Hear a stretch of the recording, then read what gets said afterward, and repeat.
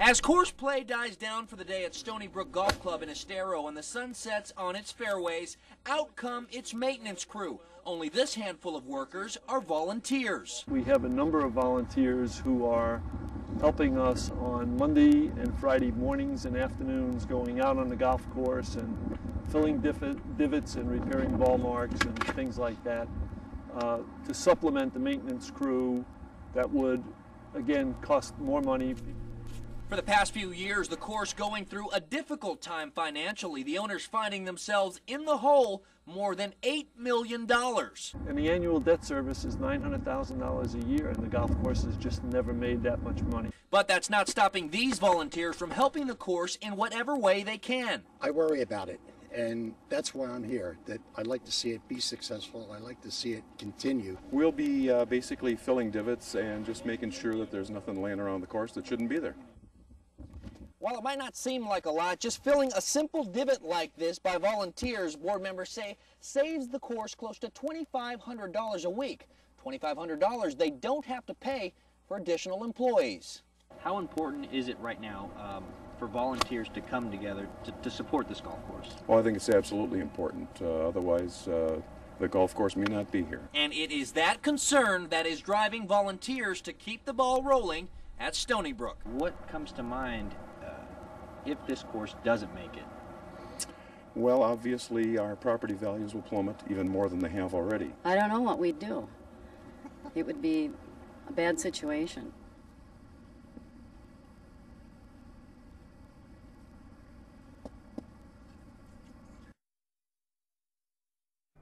I feel so scared at nighttime because it's just me and my child.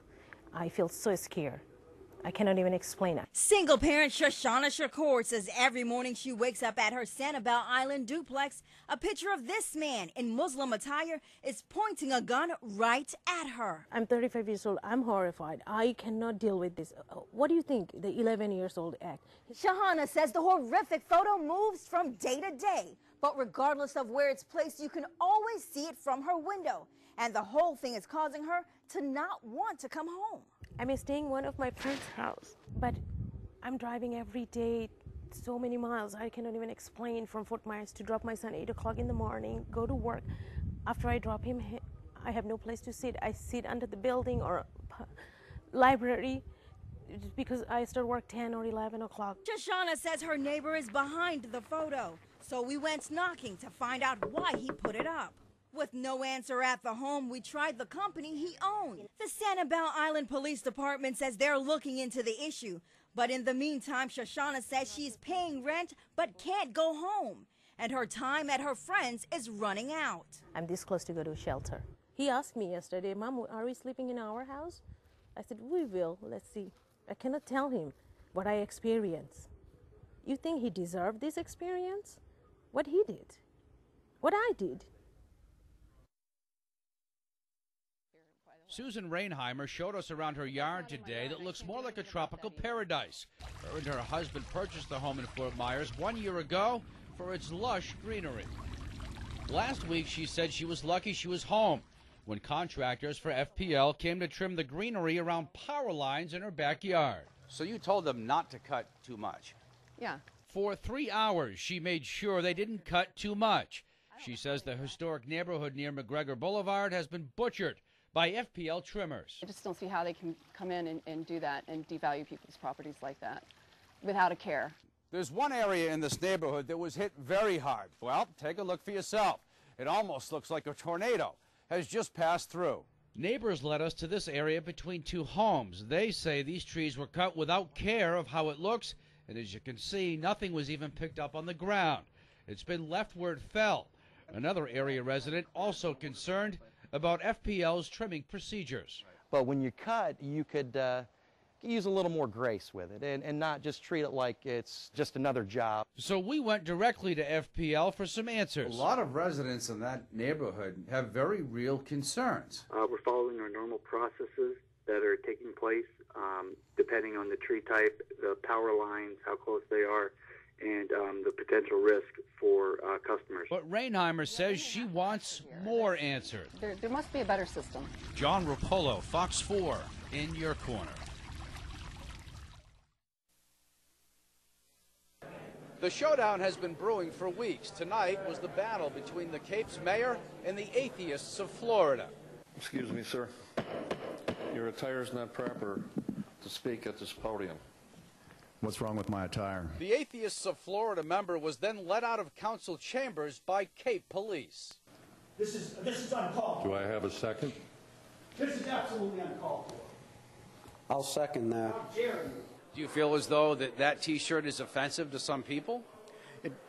I'm sure, you know, the Red Sox T-shirt is offensive to Yankees fans. The T-shirt leaves out the words "under God" in the Pledge of Allegiance behind an American flag. Below, it reads "Atheists of Florida." I think it's a bad message. Is it religious? Is it anti-religious?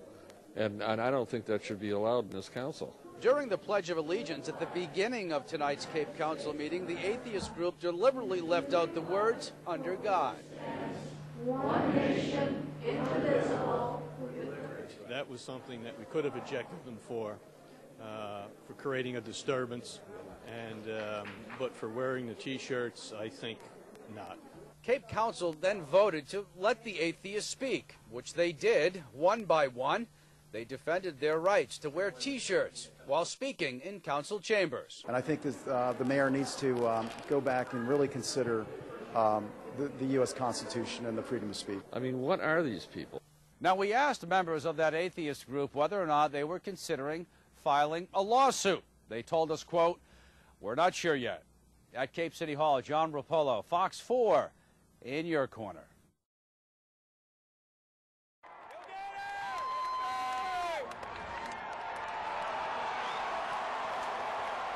Fans cheered, waved signs, thanking Coach Urban Meyer for everything he's done for the past 6 years as head coach of the Florida Gators. No, I think Florida will continue. We're definitely going to miss Urban. It's been great having him. A quick interception by Ahmad Black would seal the fate for the Gators. After a rough season, his players would send him out with a win against Penn State. How great did it feel to win this one for Coach Meyer, you guys? Yeah, appreciate you. It felt great, man. Just, make sure we sent Coach out on top, man.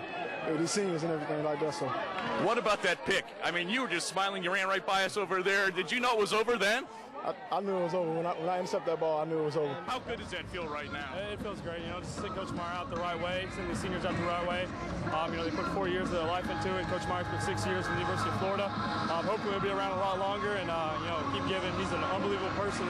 How's it feel, Mike? You pulled it off for Coach Meyer. You said you wanted to do it. How's it feel? Oh, it feels great, man. I love the fans, man. I had a great 4 years of college.